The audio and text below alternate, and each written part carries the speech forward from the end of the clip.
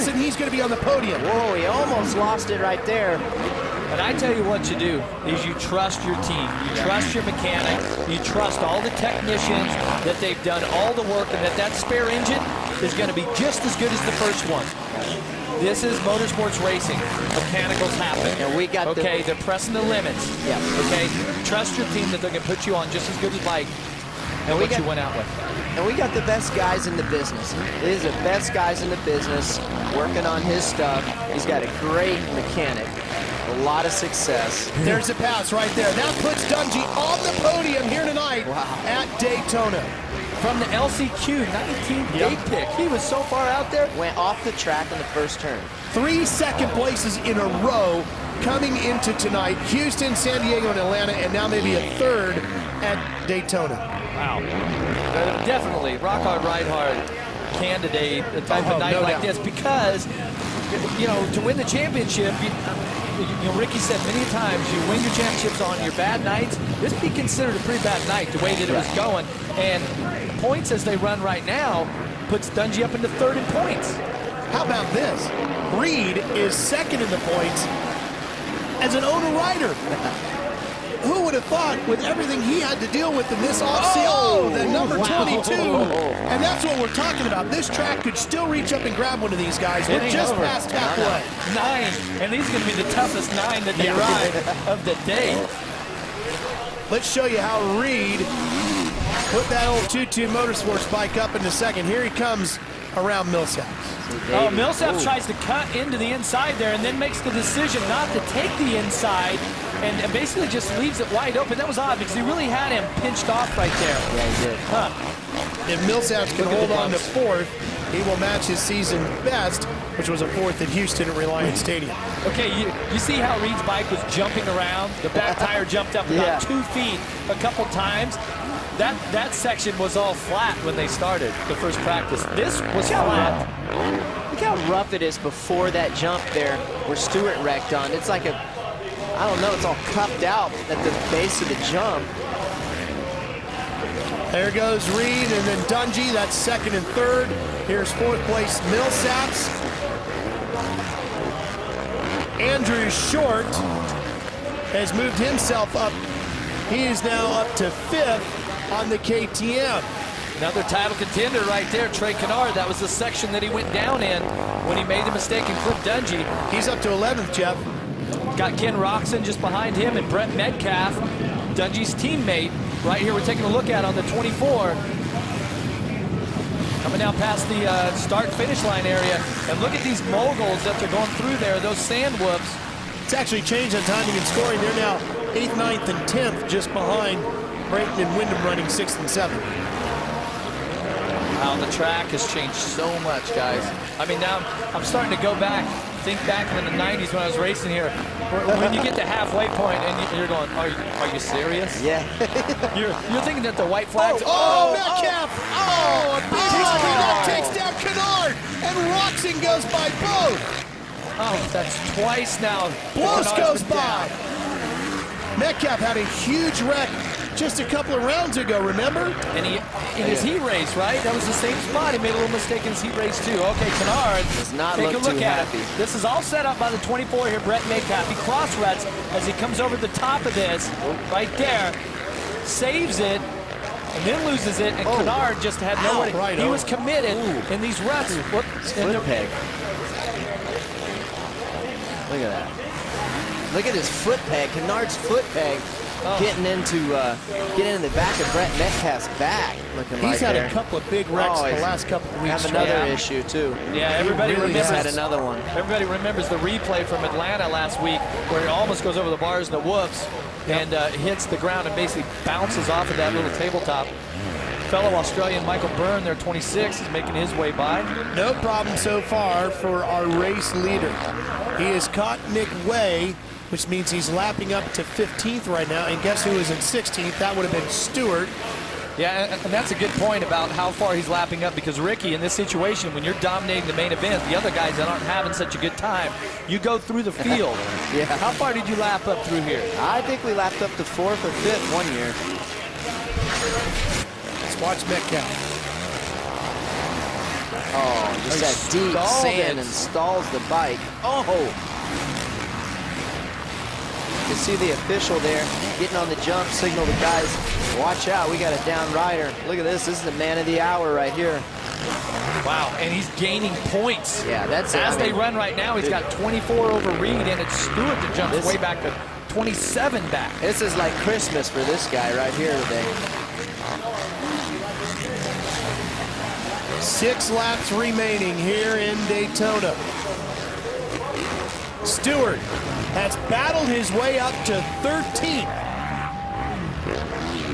Picking off some positions. We thought, ooh, Villapoto almost got wide and almost picked up a tough block there. We thought he had already lapped Stewart because timing and scoring had showed James back in about 16th, but Jeff, he's actually 13th, so if Villapoto can catch him now, he will be putting a lap on James Stewart. Yeah, and as Stewart just goes out of your screen there, Stewart had turned that fast lap of a 1:15.5, which was the best by far of all day.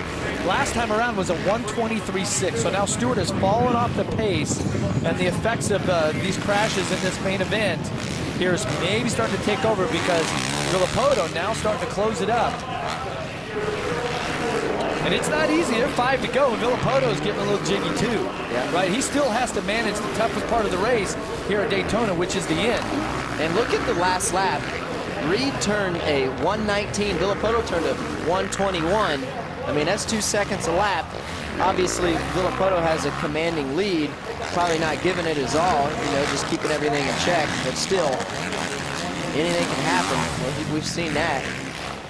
Well, Dungey's tricky night continues here at Daytona, Jeff. Even though he's moved himself up into 3rd, he still had a couple of close calls here. He certainly has, and this is the same place where his engine let go. Watch right here, he goes down through here, and he cross runs. And watch the bike get sideways. Just makes it in front of that tough block, stays off of the asphalt, which, Ricky, is no fun. No, You've been there before. Yeah, I got in there. Position. 05. So I was on the other side of the tri-oval there. That wasn't fun. Here's Dungey still running in 3rd, just in front of Millsap. Short back there in 5th on the factory KTM. And for Andrew Short, a 5th here would tie his season best run as well, a 5th at Houston. So things are looking pretty good for the factory KTM squad. No doubt here, getting through these riders are battling out. Look how dirty everyone is. But Ricky, when you were racing Supercross, you ended up on the asphalt. Have you been in the truck? Have you been in the grass? Yeah. Yeah. It's not where you want to be. Speaking of Roger DeCoster, who runs that KTM squad, you know, all of his guys are in the top 10 right now. They're running 5th, 8th, and 9th, all 3 bikes here. Good effort. Really good run for the KTM guys. Of course, we mentioned Roxon's going to be going back to Europe as we watch Andrew Short on his KTM. 4 laps to go here for Andrew Short, working it. Look at that line cut down there, Ricky. Instead of rolling way around the outside. And then look how deep these lines. Wow. There's Metcalf getting lapped there. Yeah, he's in 18th right now. Tough night for Metcalf. That's 2 weeks in a row. Tell you what, Short's making a run at Millsap's here. But if he could pull that off, that would be his season's best, as we mentioned, for Andrew Short. You know, I'm watching Stewart. He's in 11th place now. What a ride. I mean, it seemed like he was off the side of the track forever for laps and laps and laps, but yeah, hey, he's doing damage control. Each point counts, man. Yeah, and to me, he looked a little dizzy at one point, like when he was trying to remount on the bike, but great effort. But look at this battle here. It's a good fight here for I think he's got position. Short on the 29, Millsap's on the 18. And nice Short's move. going to get around him and take the spot away from Davey. That was each rider took a different line through there, through the offset. Those 5 jumps, one went triple-double, other double-triple. Sure but right did. now, the momentum and all that positive energy is going the way of Andrew Short, and for Millsap's starting to drop back a little bit right now. This is when the body is hurting, the mind's starting to tell you things that you really shouldn't be listening to, and some thinking errors going on and all that. That's right. Strong ride here for Andrew Short. Man, these guys are searching for the smoothest, fastest line they can.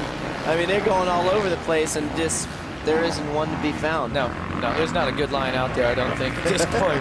Well, what's great is, you know, here's Ricky designed this whole thing, and he's giggling over here over what all of his buddies are suffering through here tonight. You're just looking at more ways to torture them next year, aren't you? No, I'm not. You know, I want them to enjoy it, but this track is so rough. I don't care what kind of design you put, it's going to get rough. Yeah, and that's a great point, because earlier today, the track, everyone was kind of doing the same thing. Qualifying practice, it was all pretty easy.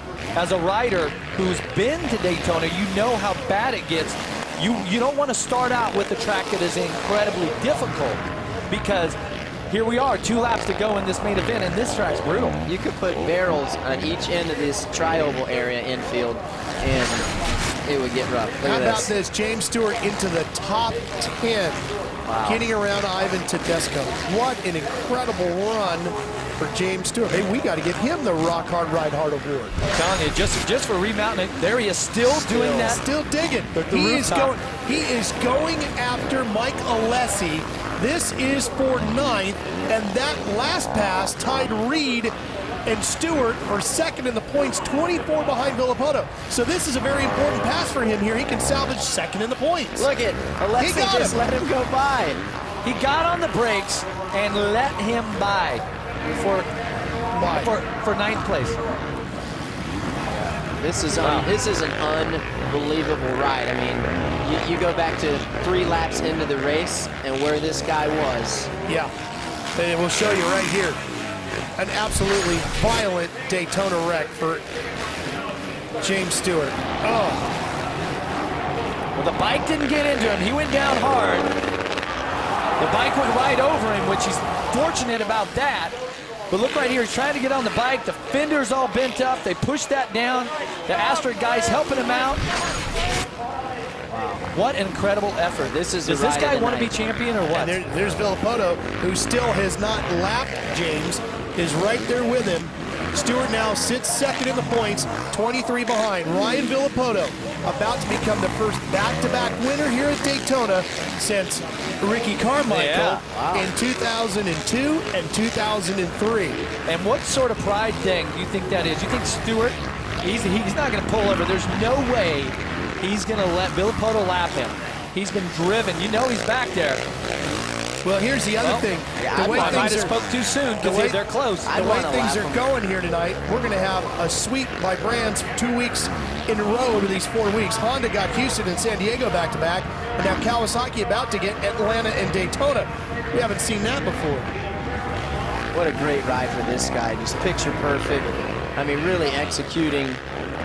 Ryan Villopoto comes to Daytona, back-to-back years.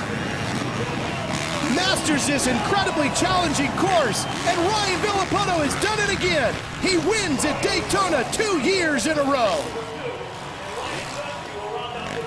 The crowd celebrating along with the man on the number 2, who is not only number 1 in the results, but number 1 in the points. Yeah. Villopoto leads the championship. Wow, that's a good feeling right there, I tell you what. Look at that, another win. And then once again, his win percentage that he has versus starts is startling. This guy wins a lot. And he did it by 6.5 seconds over Reed. Which is an incredible ride for Chad Reed. The heat race didn't go so good, but once again, Reed found a way to rebound and, you know, put in a strong ride. 2nd place, going to give him 22 points towards the championship. Yeah, Reed is 3rd in the points, 24 out. This one very much alive. Stewart, last rider on the track, still trying to work his way and complete a full 20 laps here at Daytona. I'm telling you, they're at the bottom of your screen. Here he comes. He's going to be sore.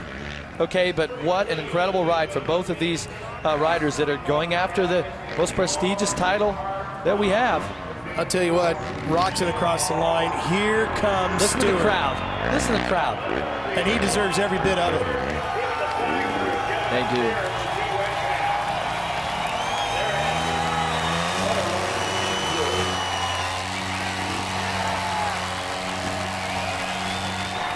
He deserved every bit of that, James Stewart, from the crowd, and Villopoto enjoying it as well, celebrating as he heats up that rear tire. That Monster Energy Cowie's been doing a great job for him all year.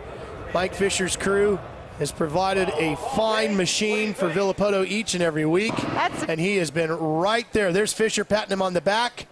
as he makes his way to the podium, and he'll be talking to Aaron when we come back live to Daytona here on Speed.